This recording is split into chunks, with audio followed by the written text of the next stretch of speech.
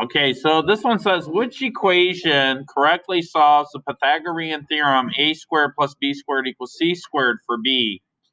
So this is, there are no numbers, but it's still the same process. I've got a squared plus b squared is equal to c squared. Now to solve for b, that means I got to get b by itself and all the other stuff on the other side.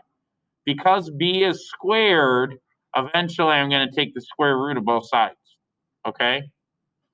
So now I'm going to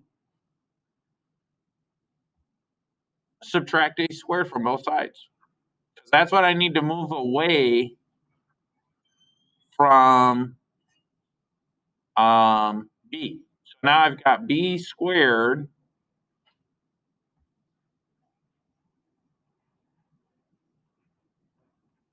is equal to c squared minus a squared. So now I just want to get b by itself, so I'm going to take the square root of both sides.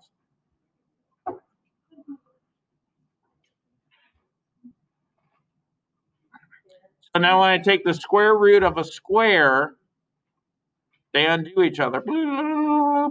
And then I get b is equal to